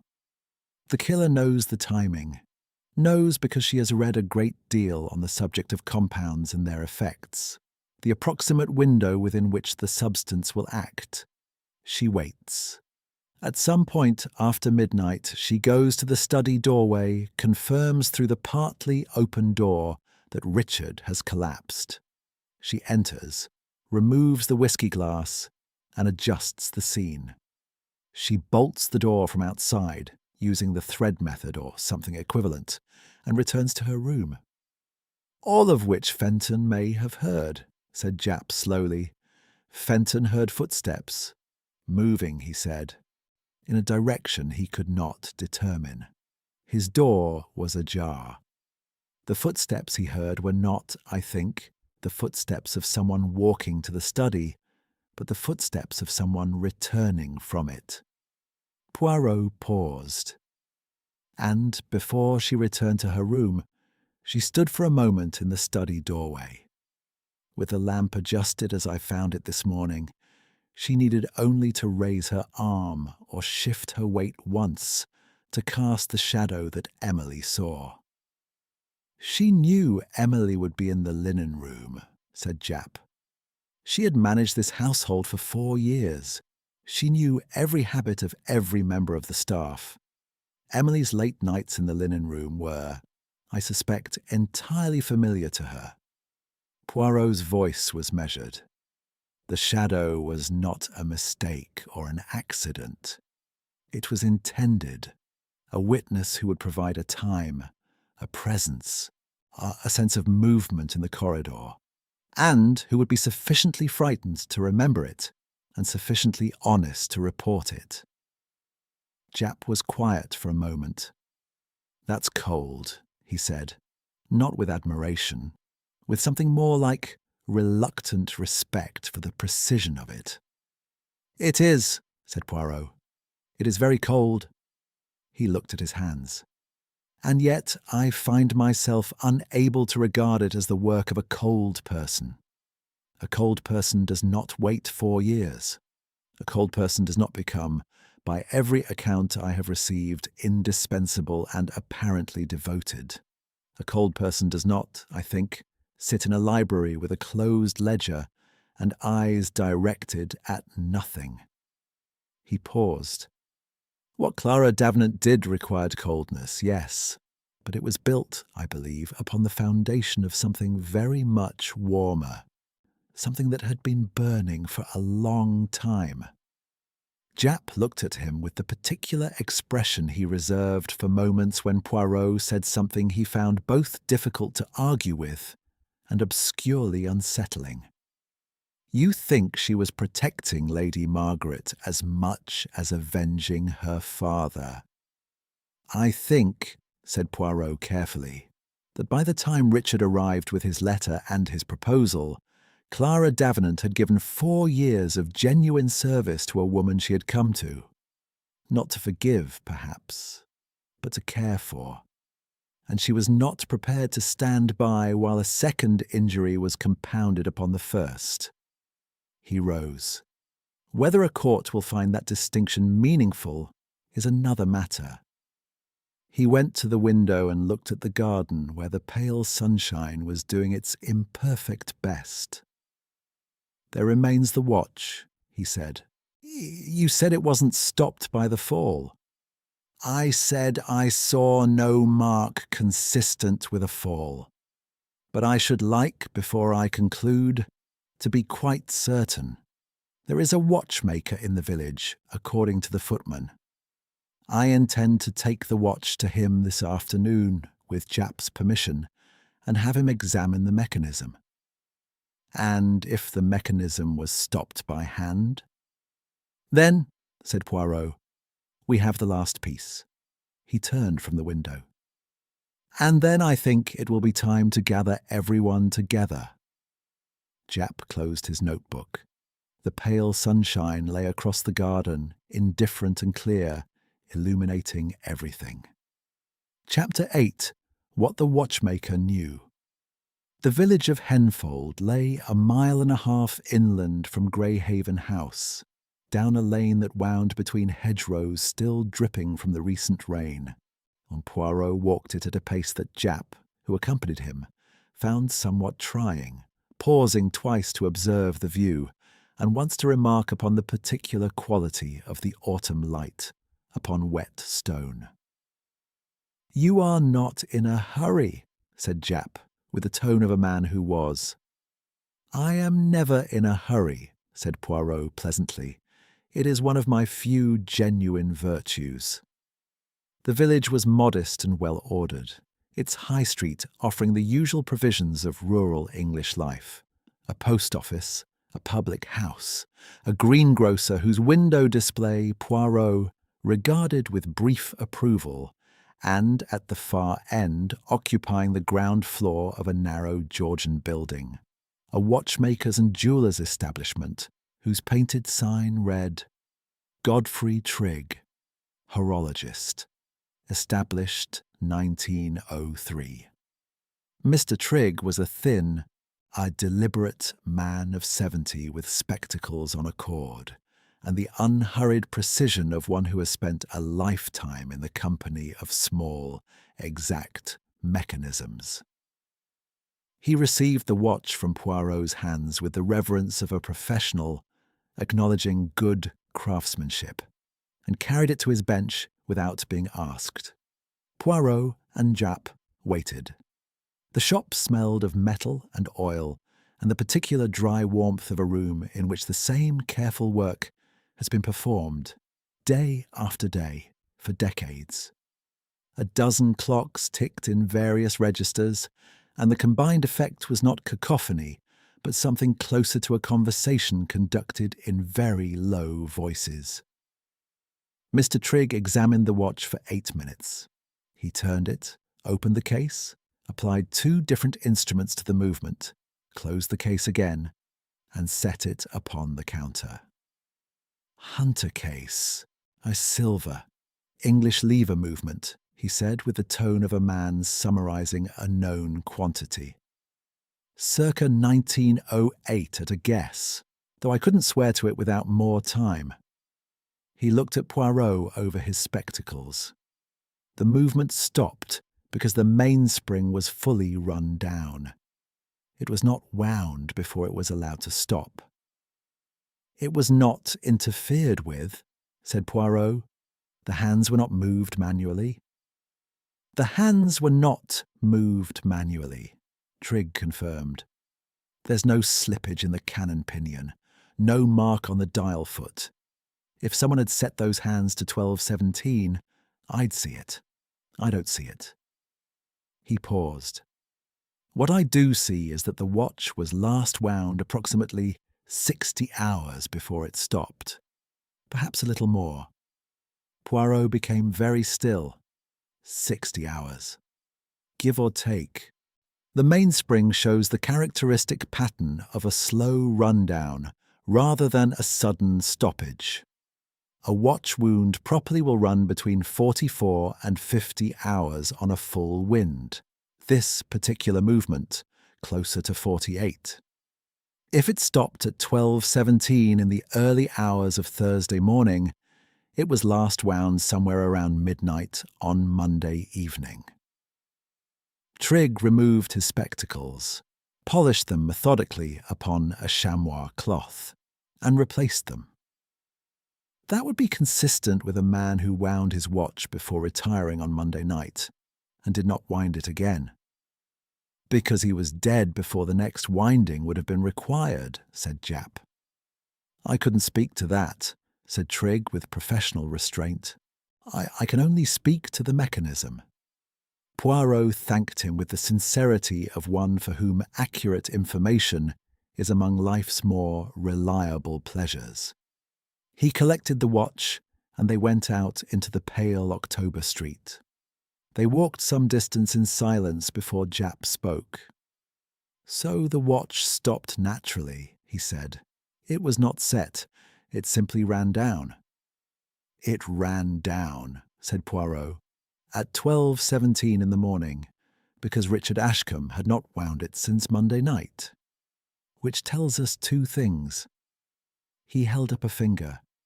First, that the watch fell silent at the moment of its own exhaustion, not at the moment of death, though Richard may have been dead for some hours before the watch stopped, extending the possible time of poisoning further back. Further back still, consistent with the syllabub at dinner. Poirot held up a second finger. And second, the watch was not staged. No one placed it on that desk and adjusted its hands. It was simply there, as it would be in the pocket or on the wrist of a man who had removed it before sitting to write, or before the weakness came upon him. It stopped because it had not been wound, and it had not been wound because its owner was no longer capable of winding it. Japp was quiet for a moment. So, that particular detail was innocent. "That particular detail was innocent," agreed Poirot, "which is instructive in itself. The most suggestive element of the scene, the stopped watch, the precise time, was not a piece of staging at all. It was chance, pure, indifferent chance." He tilted his head. "The killer did not set the watch. The killer did not need to.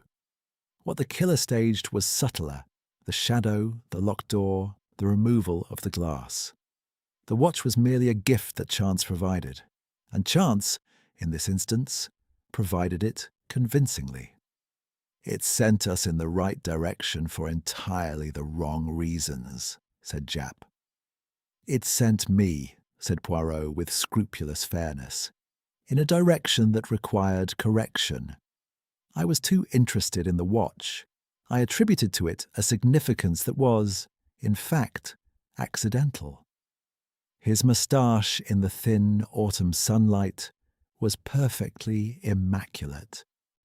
"It is a useful reminder that not every detail conceals a human intention."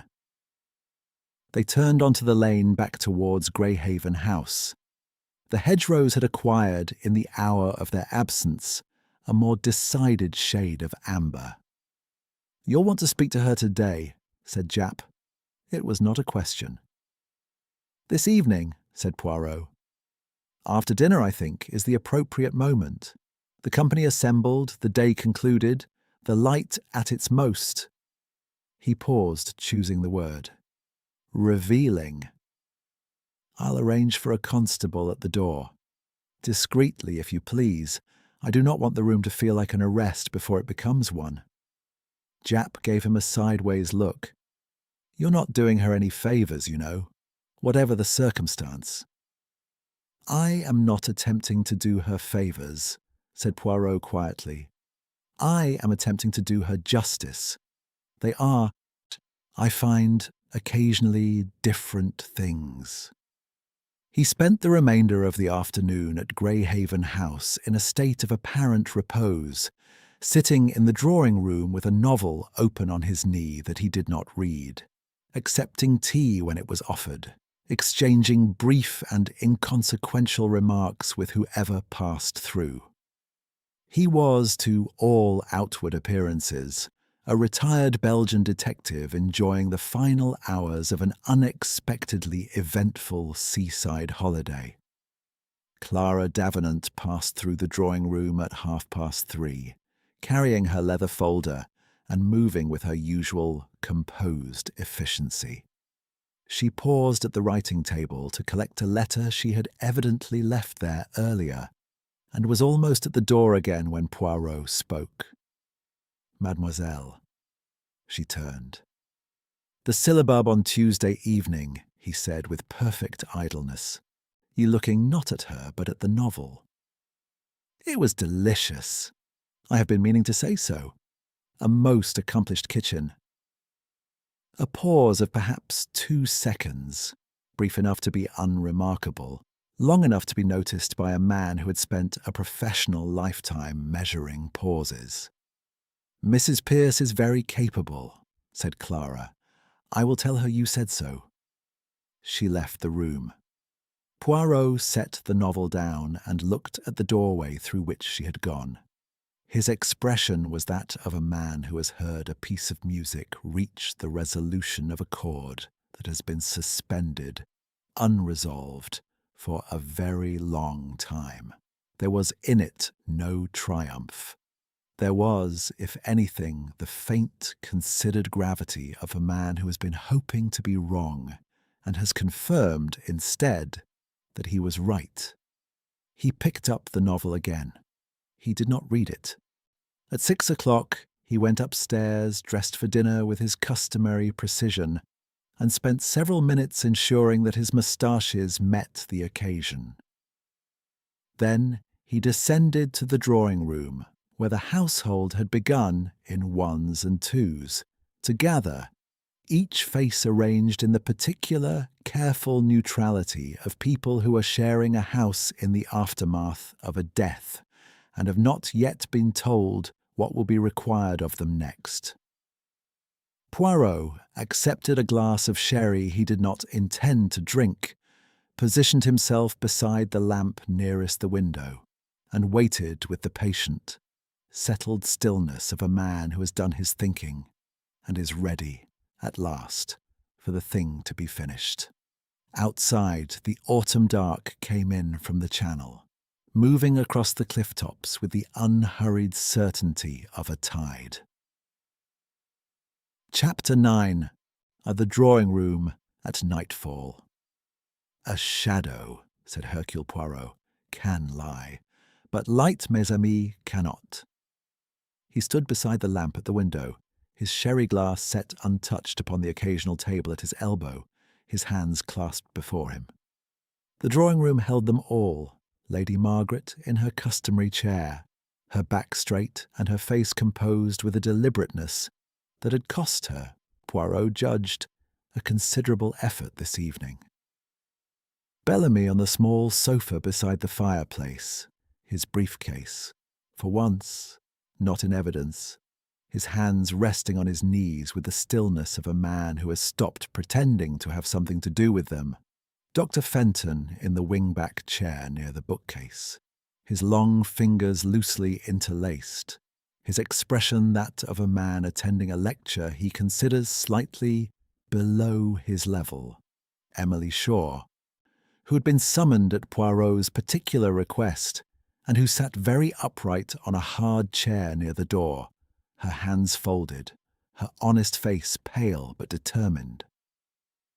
And Clara Davenant, who had taken the chair nearest the writing table, her habitual place, her professional territory, and who sat with her leather folder on her knee and her eyes directed with great steadiness at Hercule Poirot. Japp stood near the door to the hall.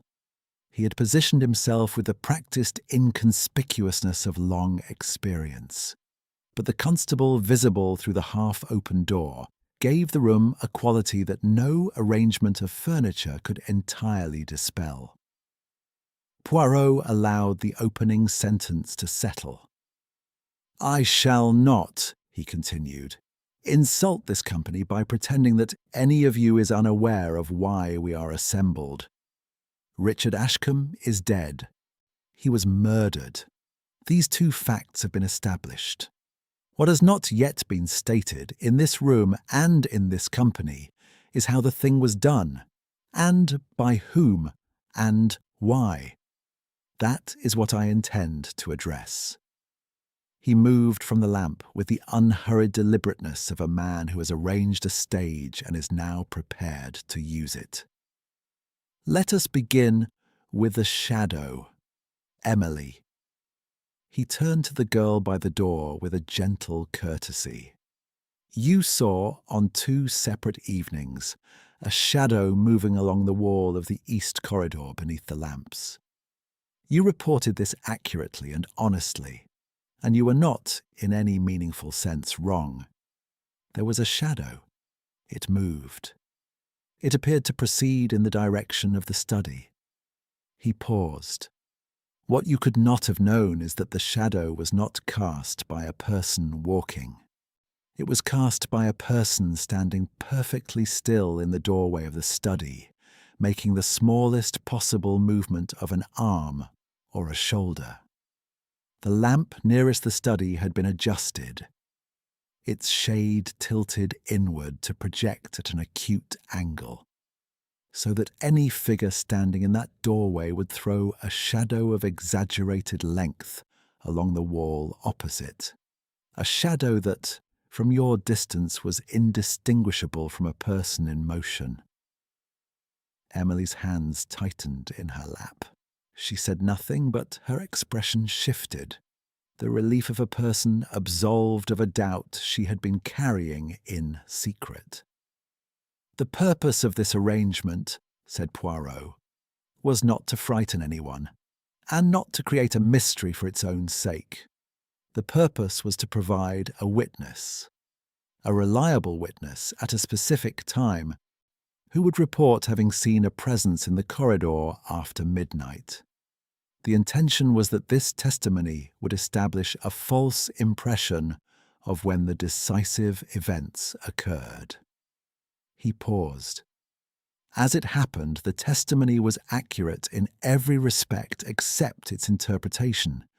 The shadow was real, only its meaning was false. Bellamy cleared his throat.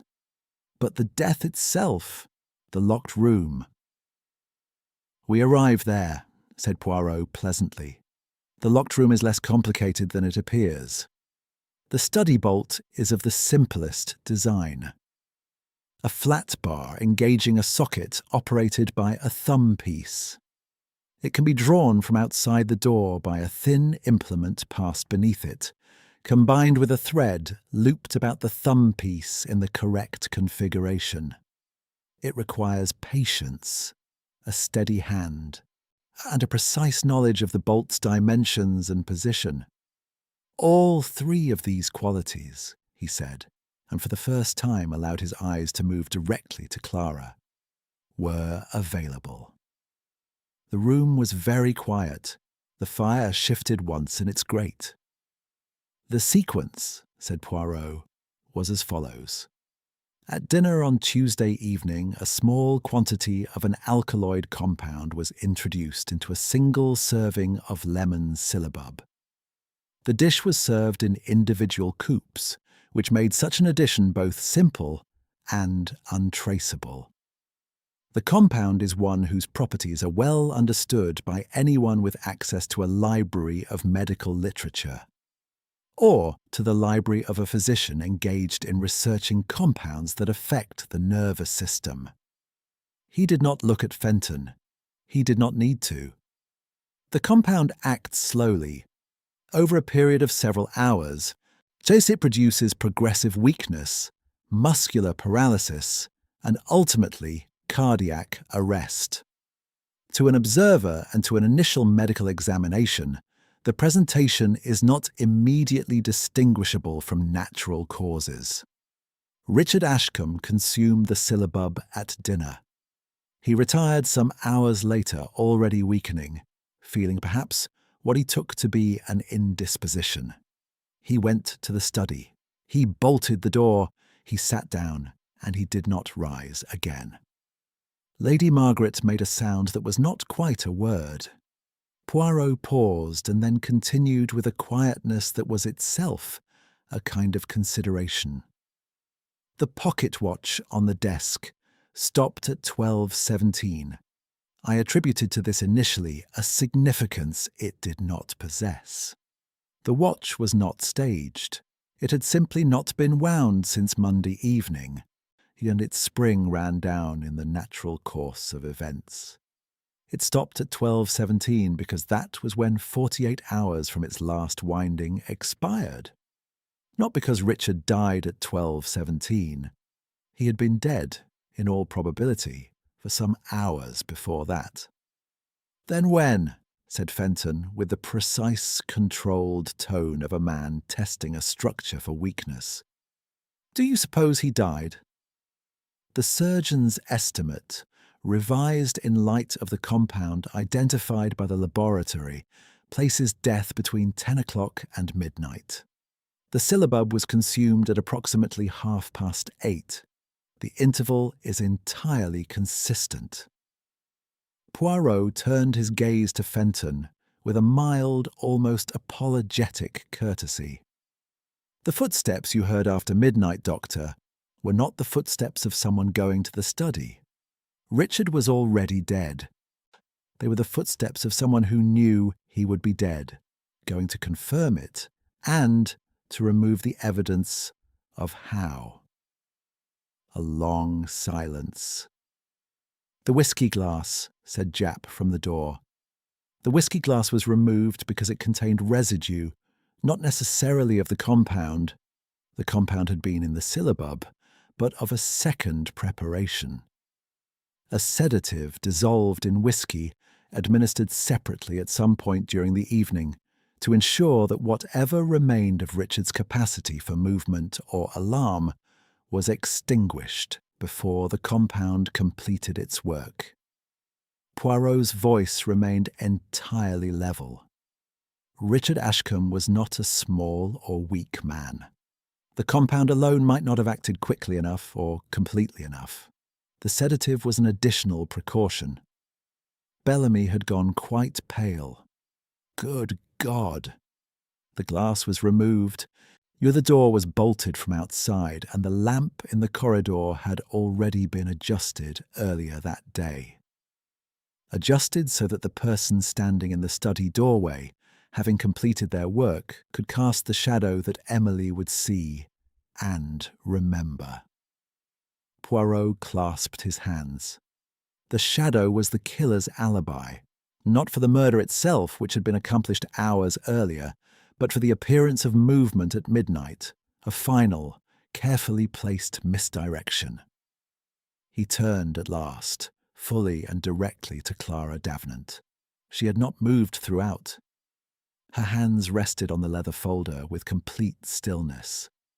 Her face held, Poirot thought, something that was not defiance and not fear, but something rarer, a kind of spent resolution, or the expression of a person who has been carrying a very heavy thing for a very long time and has set it down at last.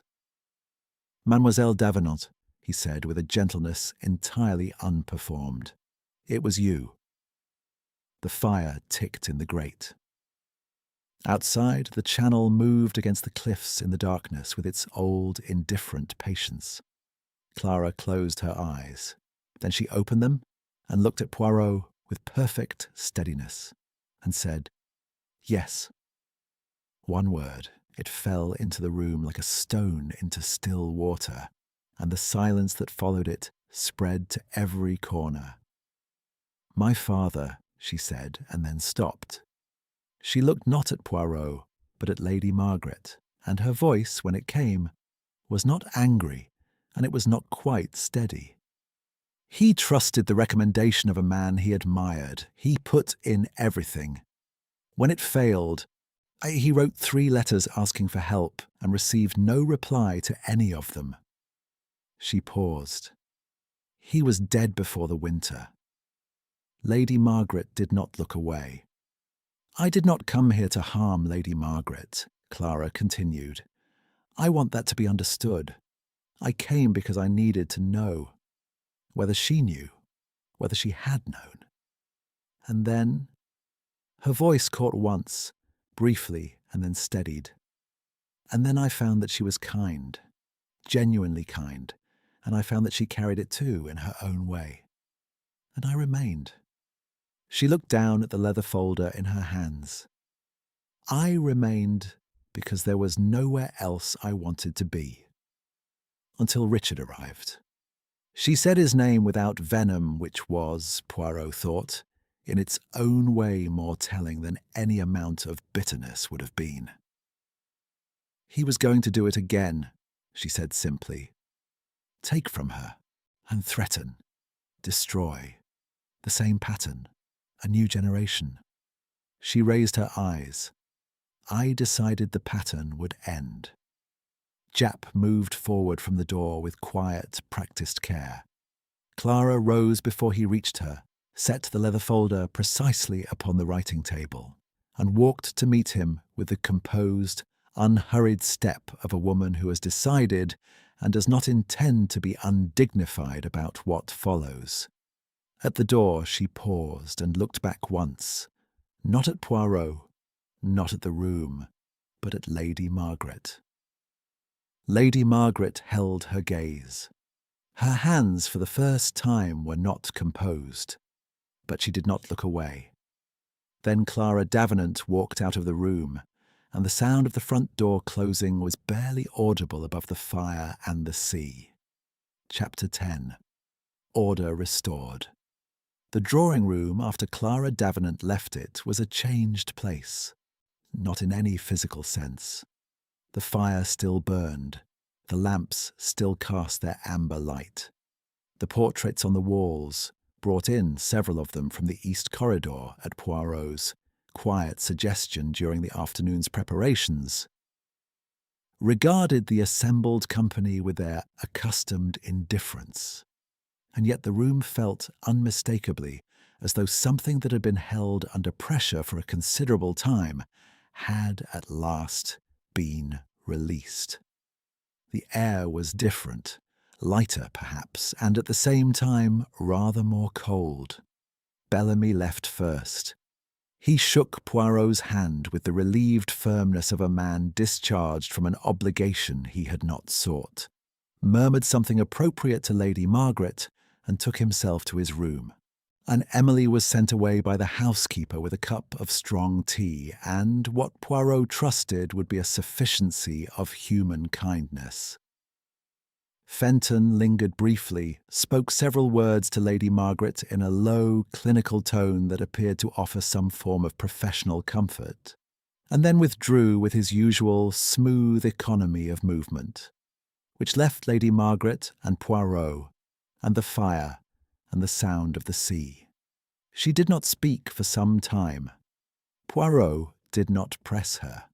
He had, long ago, learned the particular value of a silence that is not hostile and not empty but simply patient. A silence that permits the other person to arrive at what they need to say, by their own route, at their own pace, without the interference of a well-meant question. "Will they be lenient?" she said at last. Poirot considered. "That is not mine to determine, but the circumstances are particular. A jury presented with the full account of what Richard Ashcombe intended and of what lay behind it may find the matter rather less straightforward than a simple verdict requires." He paused. "Japp is not an unjust man. The case will be presented as it is, and what is will speak for itself." "She did not do it for herself," said Lady Margaret. "It was not a question." "No," said Poirot. "She did not. She did it in part for me." The words cost her something. "That is a thing I shall have to live with." "You will live with it," said Poirot, with a gentleness that was not without firmness, "as she lived with what your husband did, which is to say, one day at a time and with rather more honesty than most people manage." He allowed a moment to pass. "You might also consider, madame, that there is something to be done, something practical and within your power. The household staff, Emily and the others, the tenancies, the estate itself. You spoke of restructuring. It is not too late to make good on that. It will not undo what has happened, but it is not nothing." Lady Margaret looked at him. The pale, intelligent eyes had in them something that had not been there at the beginning of the week. A clarity of a particular kind. The clarity that sometimes follows the removal of a long-concealed weight. "No," she said, "it is not nothing." Poirot found Japp the following morning in the entrance hall, preparing to depart for Lewes with his sergeant and his notes, and the particular satisfied grimness of a man who has closed a case he did not expect to find satisfying. "How is she?" said Poirot. "Oh, composure itself," said Japp, with a short, unreadable sound that was not quite admiration and not quite its opposite. "Hasn't asked for anything except paper and a pen. Wrote a letter." He paused. "To Lady Margaret, I'd imagine, though she didn't say." "Yes," said Poirot. "I imagine so." Japp regarded him for a moment with the directness of an old acquaintance. "You feel it, don't you, when it's this kind?" "I always feel it," said Poirot simply. "It would be a poor thing if I did not." Japp picked up his case. "Right, I'll be in touch regarding the inquest. You'll be required for a statement, I expect." He paused at the door. "For what it's worth, Poirot, it was a neat piece of work. On your part, I mean. The lamp, the syllabub, the watch." He shook his head once, slowly. "The watch especially. I'd have gone in entirely the wrong direction on that." "We both went in the wrong direction on the watch," said Poirot. "The difference is merely that I noticed the error before it became consequential."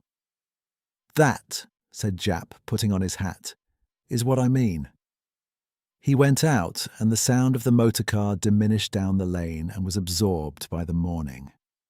George had packed. He had, in fact, packed with the neat, uncommunicative efficiency that Poirot had come to regard as one of his valet's most estimable qualities. The bags were closed, the labels written, the travelling coat laid out with precision.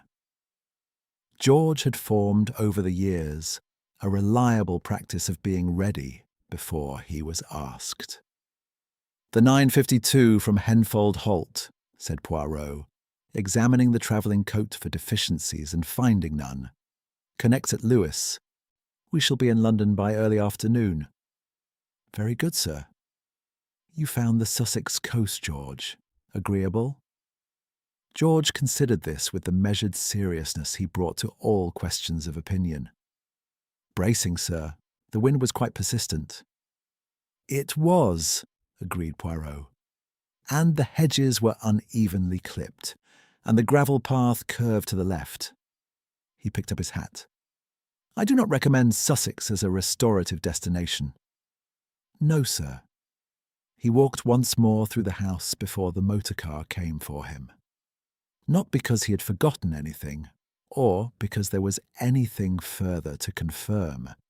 He walked because it was his habit, at the conclusion of a matter, to revisit the spaces in which it had taken place. Not to rehearse the events, but to release them. A house that had contained a mystery was, for Poirot, a house that required a particular and deliberate farewell. The east corridor in the October morning light was merely a corridor. The lamp whose shade had been adjusted now stood in its correct position, restored by Poirot's own hand the previous evening to the angle it had occupied before anyone had thought to make use of it. The portraits looked down at him without expression. The carpet, examined by the morning light coming from the high window at the far end, showed nothing more remarkable than its own considerable age. He stood for a moment at the door of the study. The police seal had been removed. The room was as rooms are when they have been emptied of their decisive contents. Tidied, impersonal, waiting for whatever comes next. The leather chair sat beside the writing desk. The lamp on the desk was dark. The window latched. The watch, returned by Japp's sergeant, lay on the desk in the centre of a square of plain grey light. Poirot looked at it for a moment, then looked away. He had said what needed to be said about the watch. It had no more to tell him, and he had no more to ask of it. He descended to the entrance hall. Lady Margaret was there to see him off. She stood at the open front door in the October morning, the coastal light behind her, and held out her hand with the same composed warmth with which she had received him, a week and several lifetimes ago. "You came for a quiet week by the sea," she said. "I did," said Poirot. "I recommend, madame, that the next Belgian detective who visits be permitted to achieve that ambition." She almost smiled. "I am not sure that is a category of visitor likely to recur." "One never knows." He took her hand. "You will write to me, if there is news." "I will write to you."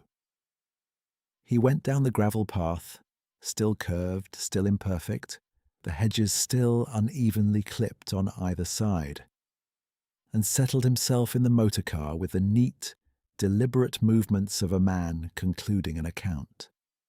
It was Hastings who met him at Victoria, having received the telegram sent the previous afternoon, and who fell in beside him as they moved through the afternoon crowd with the easy, unquestioning companionship that Poirot had come to regard as among the more reliable constants of his London life. "Well," said Hastings with the eager curiosity that years had done nothing whatever to diminish, "how was Sussex?" "It had its points," said Poirot. "And the case? I heard there was a case. Did justice prevail?" Poirot walked for a moment in silence. The station concourse moved around them, all the ordinary business of ordinary lives, proceeding in its accustomed fashion, indifferent and persistent. "Justice," he said at last. "Yes, justice prevailed, my friend." He paused, his egg-shaped head tilted slightly forward in thought. "But happiness, that is another matter entirely." Hastings, who had known Poirot long enough to understand that certain answers were their own kind of completeness, didn't ask further. Outside Victoria, London received them into its grey and ordinary afternoon, as it always had, as it presumably always would. Poirot straightened his hat, satisfied himself by some private standard that all was as it should be, and stepped into the familiar, but imperfect world. Behind him, invisible and distant, Greyhaven House stood silent on its cliff above the channel. The east corridor lay empty in the pale October light. The shadows were gone. But the truth they had concealed, the old injury, the long patience, the love that had not known what to do with itself, and had done, in the end, something irreversible, that remained as such truths do, long after the people who had made it had gone their separate ways into whatever came next. Hercule Poirot took a taxi to Whitehaven Mansions and did not look back.